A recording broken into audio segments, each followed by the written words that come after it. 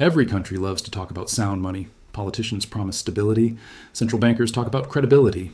Investors repeat phrases like safe haven and store of value until they sound like universal truths carved into stone. And if you flip through enough economic history textbooks, you'll notice something quietly repeated between the lines. The age of the gold standard is often painted as a kind of financial golden age. Solid, honest, unshakable. But the truth is uglier. By the early 1800s, Britain, the empire that ruled the seas, financed wars on the continent and lent money around the world, had a broken money system. Gold and silver were mispriced. Coins were disappearing from circulation. The everyday economy was starved of usable change. And, behind the scenes, the government was relying less on shiny metal and more on paper promises, just to keep the whole machine from tearing itself apart. So in 1816, Britain did something drastic. It rebooted its money, a massive operation remembered as the Great Recoinage, a project that supposedly fixed Britain's gold problem once and for all. But the real question isn't whether it fixed anything technically. The real question is whether Britain actually solved its money problem or simply upgraded the illusion holding everything together. Long before anyone talked about a gold standard, Britain had a silver problem. Go back to the late 1600s, long before the Victorian era, long before railways, when most transactions in England happened with actual silver coins. These pieces of metal weren't just symbols. Their value lived in their weight, and that made them vulnerable. If you were clever and just a little dishonest, you could clip them. You could shave tiny slivers off the edges, again and again, pocketing the metal while passing the coin at full face value. Enough people did this that by the 1690s, everyday coins were thin, irregular, and visibly mutilated. In London markets, shopkeepers squinted at each piece of silver, weighing it in their hands, arguing over whether it was worth what the law claimed. Transactions slowed, prices jittered, people hoarded the best coins and spent the worst ones. Trust, which is the real heart of any money system, was eroding. The government's solution in 1696 was brutal, expensive, and unavoidable. Call in the old silver coins, melt them down, remint them as new, milled-edge coins that were harder to clip and easier to recognize. It was a financial amputation. Trade seized up while the operation was underway. People held on to anything they trusted and hesitated to part with real metal. The state spent enormous sums just to restore something resembling order. But the political lesson was clear. When your money is visibly failing, you can't just lecture people about confidence. You have to change the metal itself. You have to make a sacrifice big enough to convince the public that the rules have been rewritten. Britain learned that fixing money is always painful, always disruptive, and always deeply political, no matter how technical it looks on paper. That lesson wouldn't be forgotten, because over the next century the problem didn't disappear, it mutated. As trade grew and Britain's financial system became more sophisticated, gold started to move from the margins toward the center.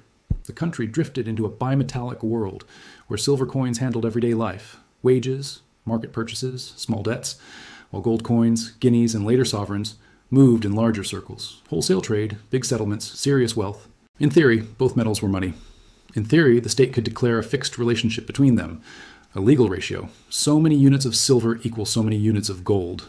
On paper, that looks neat. In reality, markets done T care what the law says if the numbers done T match the real world. The true market ratio between gold and silver constantly shifted based on mining output, global demand, trade imbalances, and speculation. Whenever the official rate drifted away from reality, arbitrage stepped in. If gold was undervalued by law, gold coins quietly vanished from everyday circulation. People hoarded them or shipped them abroad to be sold for more. If silver was undervalued, silver coins disappeared instead. This is Gresham's law: bad money drives out good. Overvalued coins remain in circulation because no one bothers to hoard them. Undervalued coins vanish into hoards, foreign markets, or the melting pot. By the late 18th century, silver was steadily disappearing from British pockets. Gold carried more of the monetary burden, especially for serious payments. Everyday transactions, wages, and small purchases were increasingly squeezed by a shortage of decent, reliable small change. The heart of the economy was running low on the most basic tool: trustworthy coin. So Britain did what modern economies always do when metal runs short and strain rises. It turned to paper. In 1797, a crisis hit. Faced with a wave of withdrawals and the enormous costs of war against revolutionary France, the Bank of England received permission from the government to suspend gold convertibility. Before 1797, a Bank of England note was a promise you could cash in for a specific amount of gold on demand. After 1797, that promise became conditional, elastic, and effectively suspended. Notes still circulated. The bank still operated. But the link between paper and metal, between promise and redemption, had been quietly severed in the name of survival. Prices rose. Gold traded at a premium on the market relative to its official price. Silver coins remained scarce in daily life. Critics blasted the bank for fueling inflation with excessive issues of paper. Defenders argued that without those notes, trade and war finance would simply collapse. Underneath the accusations and defenses, one fact stood firm. Britain was learning what every modern state discovers under pressure. You cannot fight massive wars and run an expanding empire on metal alone. You need promises that can stretch further than your coin reserves. When the wars with France ended and the smoke cleared, Britain faced an uncomfortable question. Would it go back to the old promise of hard convertibility? Would it admit that paper had quietly become the real engine of the economy? Or would it try to have it both ways, flexible in crisis, but wrapped in the symbolism of unshakable gold? The answer took the shape of the Great Recoinage of 1816. In 1816, Parliament passed the Coinage Act and launched what would be remembered as a grand monetary cleanup job.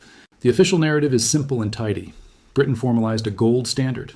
Gold coins, in the form of the newly defined sovereign, became the core of the system.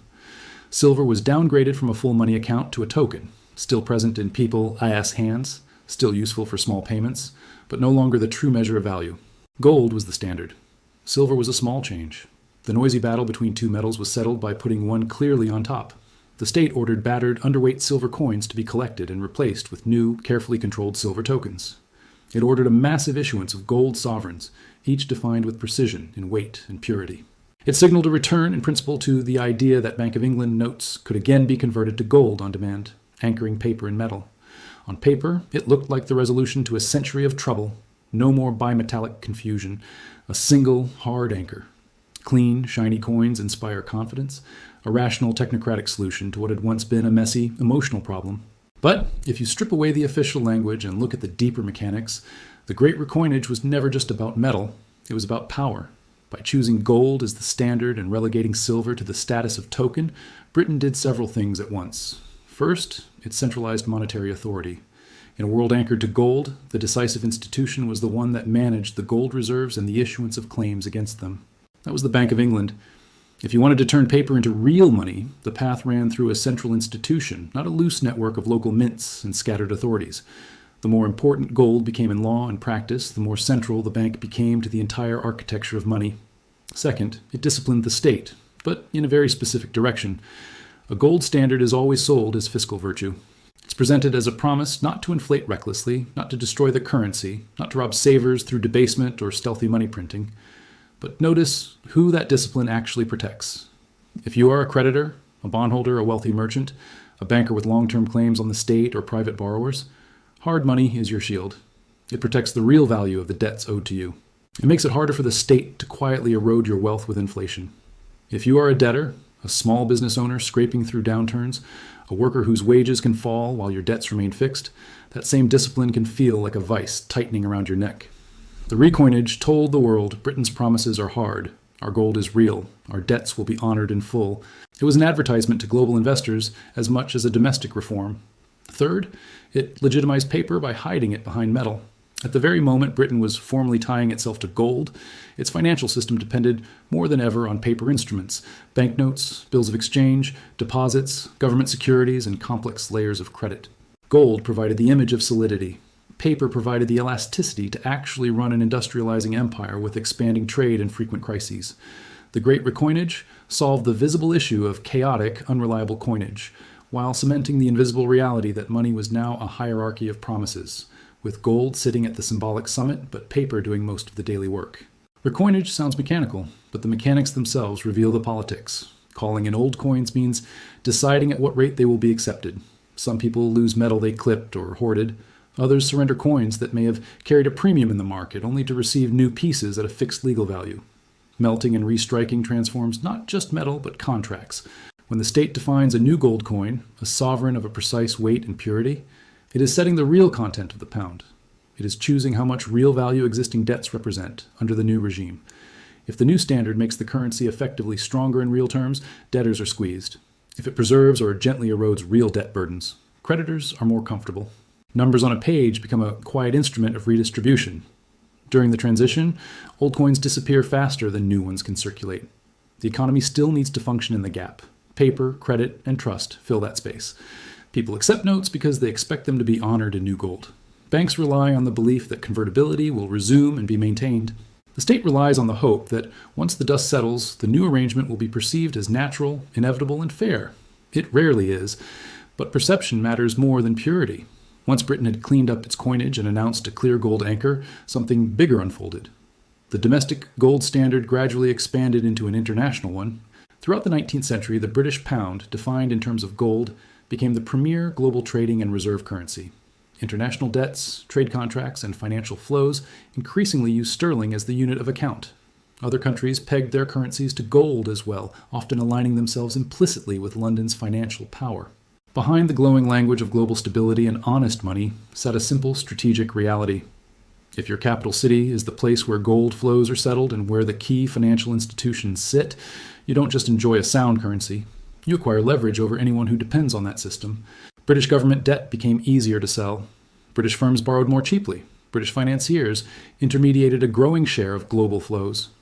The Great Recoinage looks like a domestic technical reform. Its long shadow is imperial. By turning its chaotic metal system into a disciplined gold standard backed by a powerful central bank, Britain turned its currency into both a magnet and a weapon. It could attract global capital seeking safety and project influence through the quiet channels of credit and settlement. But no monetary regime, however well designed, is permanent.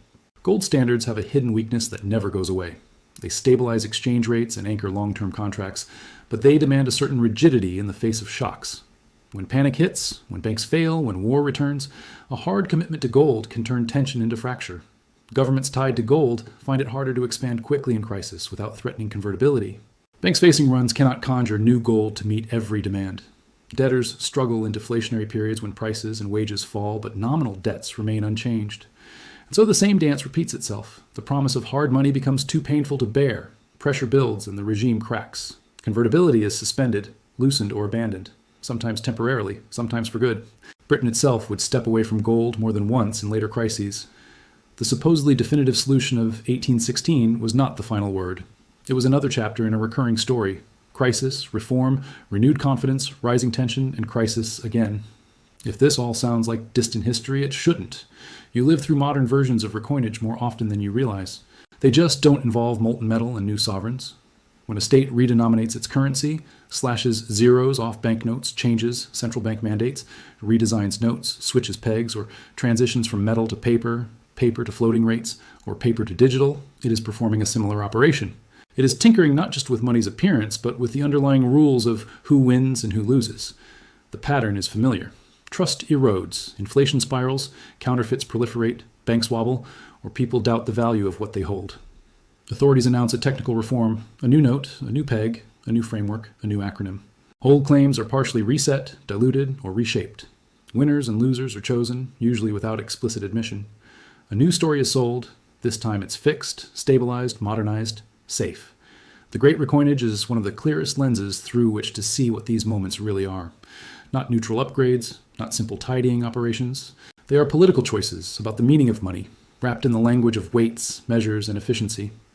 Britain did not just fix its coins in 1816. It redefined what a pound meant, whose promises counted as money, and which institutions sat at the center of that system. It chose gold as the visible anchor, paper as the invisible engine, and creditor interests as the primary beneficiaries of discipline. Underneath the gleam of new sovereigns lay an architecture designed to protect certain claims more than others. That is the real lesson. Whenever a state reforms its money, it is not merely adjusting technical parameters. It is rewriting a contract with its citizens and its creditors. It is deciding whose savings will be protected, whose debts will be honored in full, whose burden will quietly grow heavier, and whose claims will be diluted without a word. The Great Recoinage of 1816 is remembered as the moment Britain fixed its gold problem. Seen clearly, it is the moment Britain transformed that problem into an opportunity to centralize monetary power, to advertise fiscal discipline to the world, and to fuse metal and paper into a system that served the empire as much as it served everyday trade. The next time you hear about monetary reform, about a currency reset, a new standard, a modern upgrade to your national money, you don't have to be cynical. But you should be curious. Ask yourself who stands closest to the center of the system and who lives at the edges. Ask whose claims are being crystallized in new gold and whose are being quietly melted down, reshaped, and returned in a more convenient form. If this gave you a new perspective on Britain, our S-gold problem, and on the quiet power of monetary change, hit subscribe. History has the answers. I'll show you where to look.